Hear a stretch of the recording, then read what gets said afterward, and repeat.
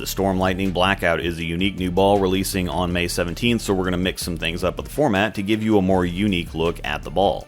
For the necessary details, Tobias is on the Kegel Chromium lane condition. It's average length, average volume, and average difficulty, so it's a great test pattern. The lane graph is linked in the description if you want to look at the details. As we take a look at his layout, there are also instructional videos linked in the description to teach you about layouts and cores if you don't understand what any of the numbers mean. I also have links and discount codes from my sponsors down there. Supporting them supports me and helps to keep the videos coming, plus it gets you some good stuff in the process. A little different kind of a breakdown here. I'm going to hit several different points and talk about what we have going on. The first is reaction range, or where is this ball going to fit in the bag. The cover is REX Pearl that we've seen on a lot of stuff over the last couple years, so you should be really familiar with it by now. Dark Code, Infinite Physics, Night Road, Fate, Virtual Energy Blackout, even under a different name for the other brands on balls like the Zen Gold label. It creates a clean and round shape on the lane and a really unique reaction. It can seemingly be both smooth and sharp at the same time. Minor physical adjustments can really get a lot of variation out of this cover, and I'm a big fan of it. The core is the new Warp AI core, which optically looks like the F8 core from the Fate and the Journey, or the Hustle core, just with a little band shaved out of the top of it, and of course also features the AI outer core. The numbers in 15 pounds are a 253 RG and an 029 differential, so very close to Hustle numbers, which are 253 030, so medium RG and a lower, more controllable differential. So you could also say it's a slightly higher RG IQ Tour core as well.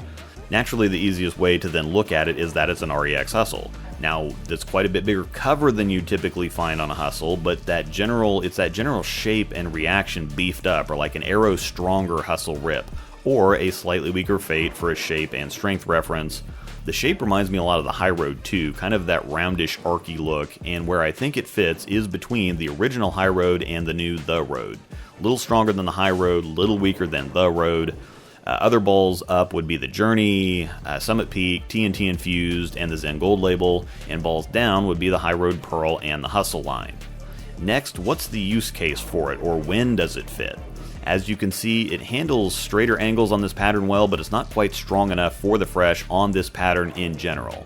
Now, it will handle fresh, drier conditions though. Tobias says it looks great for him on the house shot at his home center, which has higher friction lanes and a drier league condition, so if you typically use balls like the High Roads, Hustles, Journey, Gold label for league, this one is going to be right in there.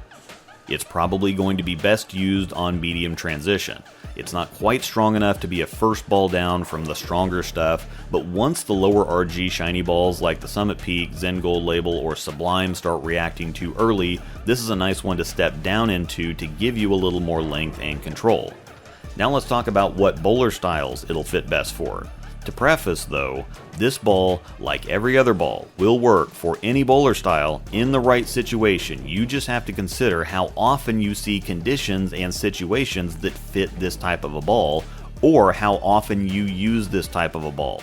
It is again a fairly clean cover and medium to lower strength core, so it's going to fit most naturally for medium speeds and medium to high rev rates.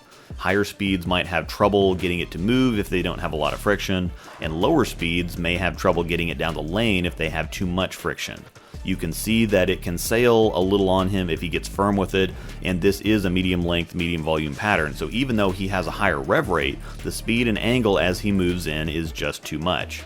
Looking at the Road for comparison, very similar strength of ball, same layout, same surface prep, same condition for reference, more differential from more flare which will help it move a bit more strongly down lane, and it uses REX Hybrid, so a slight amount more traction out of the cover.